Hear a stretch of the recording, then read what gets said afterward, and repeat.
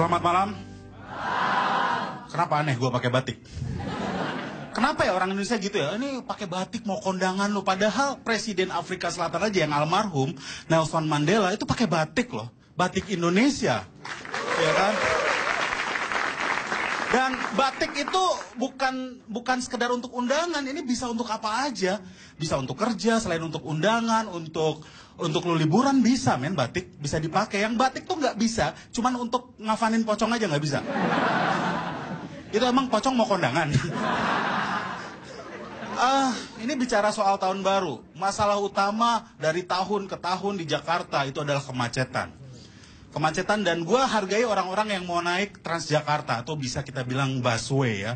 Gue hargai mereka tuh hebat ya, pejuang-pejuang mau kerja, pulang kerja pengen ketemu dengan anak-anaknya cepet-cepet, rela desak-desakan, sepit-sepitan, bau keringet, ya kan? Naik Transjakarta. Tapi masih ada yang tega nyerobot jalannya.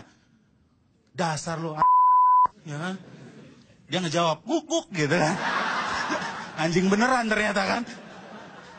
Itu orang masih di bawah, sudah nyerobot-nyerobot jalan orang. Gimana kalau jadi pejabat? Pasti dia juga nyerobot-nyerobot, betul nggak? Ya kan? Jangan gitu bang, mungkin mereka ada kepentingan mau nganterin istrinya melahirkan. Tapi melahirkan kok tiap hari ya? Dan banyak banget di Jakarta yang mau melahirkan. Diantar pakai motor gitu kan? Kasihan banget. Jangan gitu bang, mungkin itu pejabat yang penting. Kepentingan orang kan lain-lain. Menurut lu nggak penting, menurut gua penting. Betul nggak? Iya kan? Penting apa? Mau menghadiri rapat kabinet, penting mana dengan urusan lu? Lu mau pergi ke rumah pacar, kalau misalnya lu terlambat diputusin sama pacar lu. Kalau misalnya lu jomblo, emang negara mau tanggung jawab? Enggak kan? Makanya jomblo, hak lu sedang dirampas, lawan!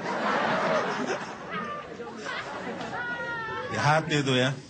Kalau bicara soal jomblo tuh terutama yang laki-laki, gue prihatin ya. Ya kayak presiden prihatin. Gue prihatin sama jomblo yang laki-laki. Biasanya mereka tuh korban PHP dari cewek-cewek. Pemberi harapan palsu. Nggak jadian, cuma dijanji TTM. Kalau teman tapi mesra sih nggak apa-apa. Yang ada teman tapi morotin. Dan tahu nggak, TTM ini sudah merambah bahkan ke binatang. Binatang semua sekarang pada TTM-an. Kucing 2 di rumah TTM-an. Temen tapi meong. Kambing juga TTM-an ya, teman tapi mbe gitu.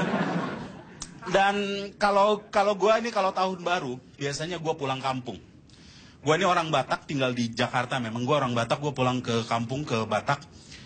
Dan gue orang Batak yang bukan tingkat atas ya. Kalau yang tingkat atas itu biasanya jadi pengacara. Kalau yang kurang beruntung biasanya jadi tukang tambal ban. Ya yang penting halal kan. Masalah nebar paku kita nyuruh orang lain gitu. Kalau gue tuh yang tengah-tengah lah ya. Sekolah tapi sekolahnya juga nggak tinggi-tinggi amat ya, S1 lah. Terus saudara-saudara gue tuh banyaknya dari golongan supir. Makanya kalau ada pertemuan keluarga juga yang diomongin, kau setoran berapa sekarang gitu. Yang diomongin gitu, aku kemarin gak narik gitu. Kenapa? Kenapa aku? Gak enak komplain, soalnya saudara juga itu.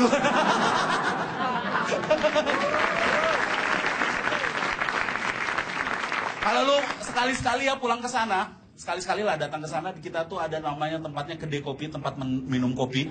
Orang Jakarta sebutnya warkop ya, kalau kita sebutnya kedai kopi. Kopinya murah 1.000, 2.000, tapi yang datang di sana ngomongnya keren-keren. Kopi boleh 1.000, 2.000, tapi ngomonginnya politik. Bukan politik dalam negeri, luar negeri. Obama, krisis Irak, minyak, krisis energi. Tentang saham diomongin semua di kedai kopi. Tapi giliran mau merokok, ada rokokmu satu. Gak punya duit dia men. Tapi ngomongnya tinggi men. Ngomongnya tinggi banget. Dan mereka tuh ada yang datang gak bawa apa-apa, cuman bawa roti doang dikantongin. Gak beli minum. Nanti kalau ada orang pesen minum, numpang celup. Nanti saya celup ya, setengah ketarik tuh. Itu tuh. Ada lagi tekniknya ya, kalau di kampung gua tuh.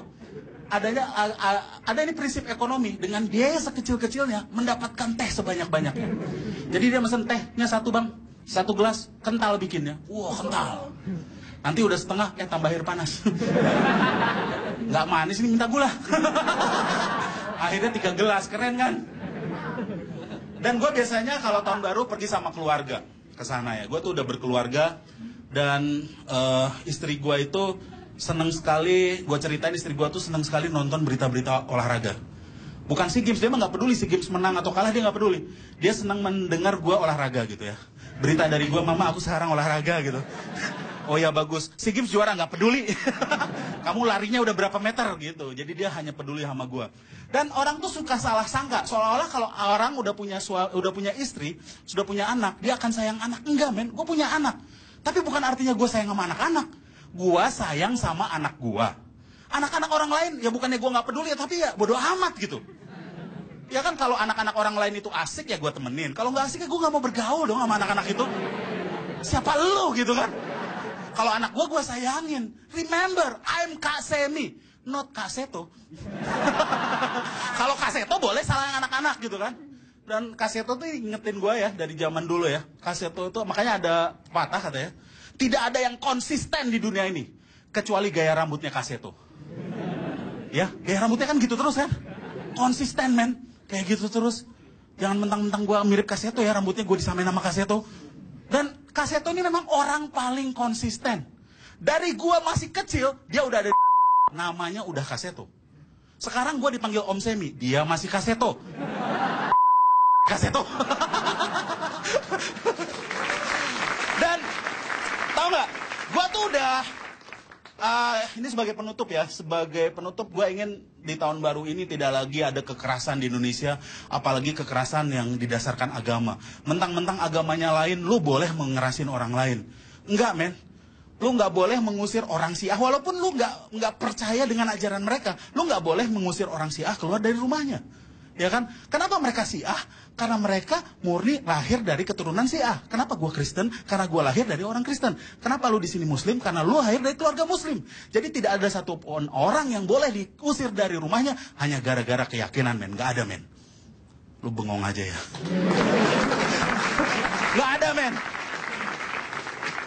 Orang Ahmadiyah juga gak boleh diusir dari rumahnya gara-gara beda keyakinan. Kamu keluar dari rumah ini. Kamu keluar dari kontrakan ini. Kenapa? Gara-gara saya Ahmadiyah. Bukan. Kamu belum bayar kos. Oh, nggak apa-apa.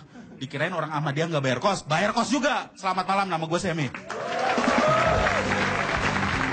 Biar gue nggak rugi, gue beli petasannya nggak di situ. Gue beli petasannya dalam bentuk MP3. Jadi gue dengerin sendiri. Kumpulan petasan-petasan terbaik